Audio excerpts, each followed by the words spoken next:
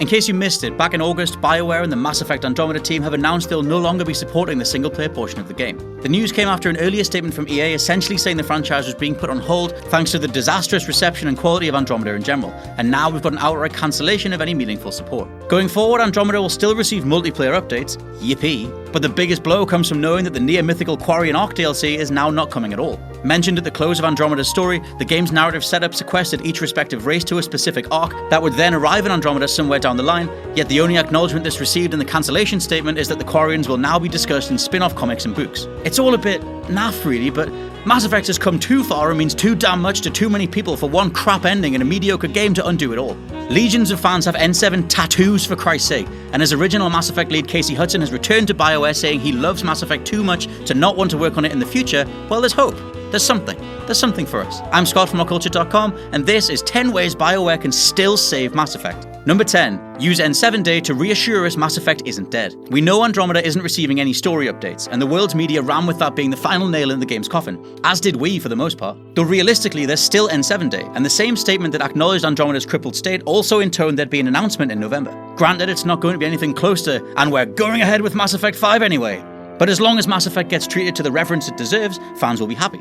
Announce some new novels, comics, or merchandise, maybe even the long-awaited remaster of the original trilogy. I mean, look, freaking Sonic stayed alive long enough to see Sonic Mania deliver the finest installment in his entire canon, so it's not like beloved properties ever truly disappear. Mass Effect is one of those franchises with an almost immortal cultural pull. People will always want to check out the latest updates and headlines surrounding its progression. The only question is, when will Bioware mention what's next? Number 9. Remaster the trilogy to remind the world why the franchise matters. Speaking of the original trilogy, for years, and especially this generation when remasters of everything from Prototype to frickin' Night Trap get commissioned, we've been waiting on a Mass Effect rework. Now, EA's Peter Moore once got a little heated over how many times the fans and press had bugged him about it, because, you know, it's kind of the only remaster people actually want, initially quashing all hope and pointing to Mass Effect Andromeda as something that was going to be the future. Of course, Andromeda failed to land and that future is now hella hazy, so why not bring back a Mass Effect trilogy box set?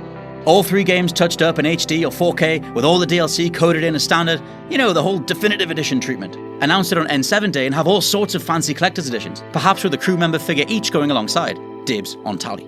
The fact is, you have a decade-strong franchise cemented in the minds of an entire generation of fans, with the rest of the world having absorbed some of that positivity through osmosis anyway. The first step to rebuilding Mass Effect as a name is to remind the world why it mattered in the first place. Number 8. Wipe the slate clean and focus on what matters. Personally, I never really minded Mass Effect Andromeda. Overall, there was solid combat and serviceable crew interactions with animations that only really got better over time. Granted, that time was taken up of about 20 different subsequent patches, but it got there. And that said, it was not a focused game by any means. You were the Pathfinder, journeying to make a home for humanity, but how you did that was a bizarre mix of open-world exploration, bandit camp-style clearing, puzzle solving, and switch flicking. Ultimately, despite being a sci-fi tale, Mass Effect is a human story. Delving into the notion of proving humanity's worth to an entire galaxy predisposed to think of us as the underdog, it's a phenomenal idea, uniting all colours and creeds under one banner in a way that our own global society can't seem to get down. Andromeda had elements of this, but it was far too weighted in the direction of we're humanity, we need a place to stay, so we're going to terraform this planet and stay here because reasons, rather than any actual conversations and interactions that would come from this. Whatever angle Bioware take with Mass Effect going forward, it needs to, and this is a bit of a loaded proposition, feel like Mass Effect.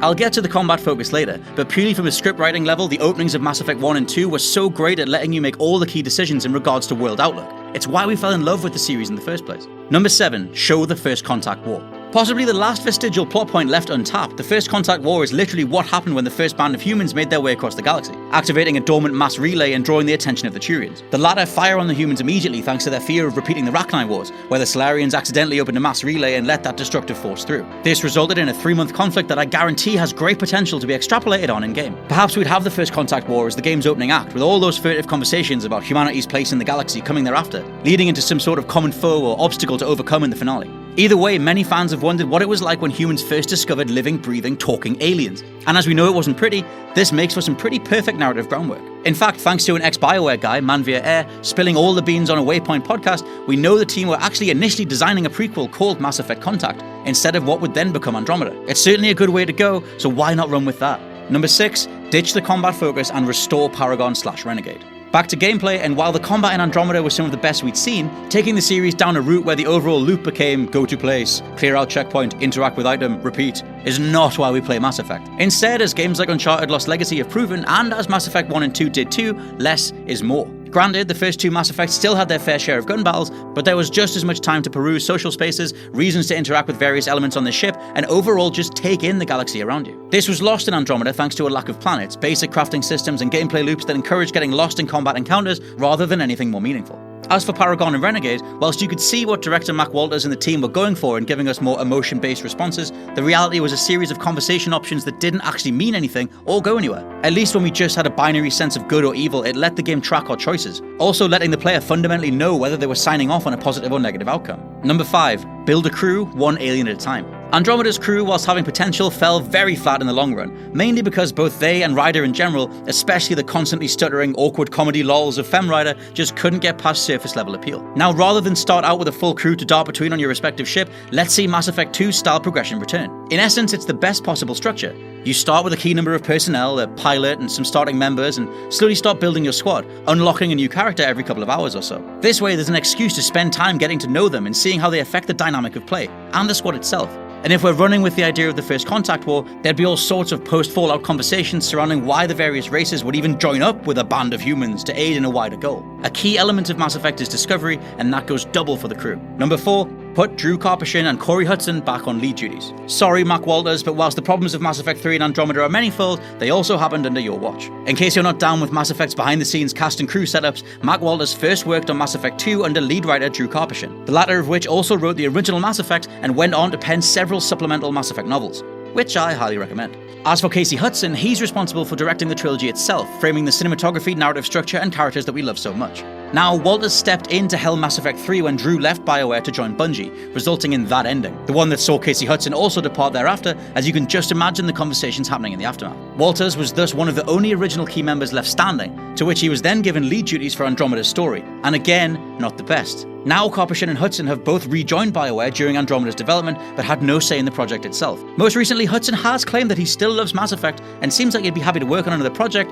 We've just got the rather passionless Anthem to get through first. Number 3, let us play as different races. As I mentioned earlier, Mass Effect is fundamentally a human story, but as with all great fiction and sci-fi, there's a way to use the various races and their inbuilt cultural traits to hold up a mirror to our own. After all, the Quarians, their pilgrimage and their faces constantly being hidden is a pretty direct parallel to various Middle Eastern cultures, with the Krogan almost representing a physical manifestation of the need for conflict and war. We've discussed these elements with their respective races for hours at a time in-game already, but what about actually seeing their cultures and societies in full? If the larger point of intergalactic conflict in Mass Effect's writing is that regardless of location across the cosmos, we're all bound by similar ideals, goals, and moralities, having the realization of, hey, they're just like us, would land even better if we were to see it firsthand.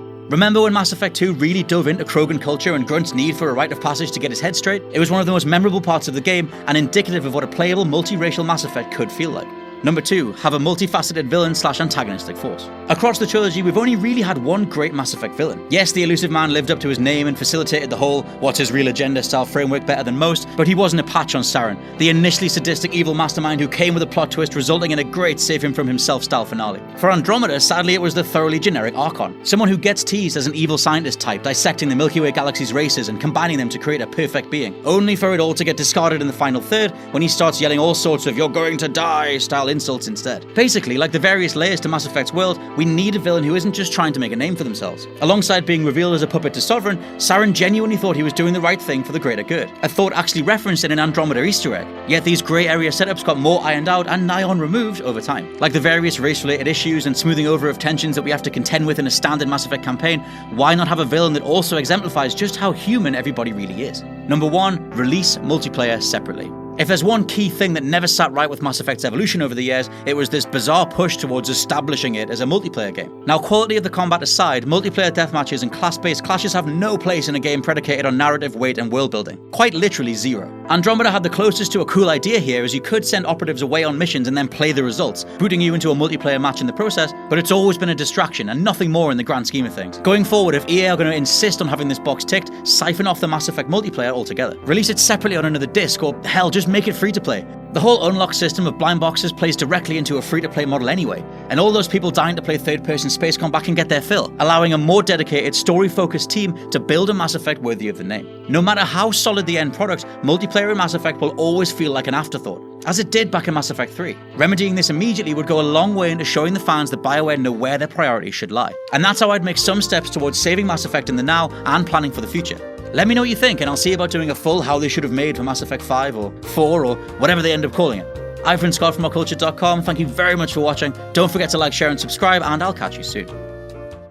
Gosh, can you believe that person said that about that particular video on that entry? I sure can't.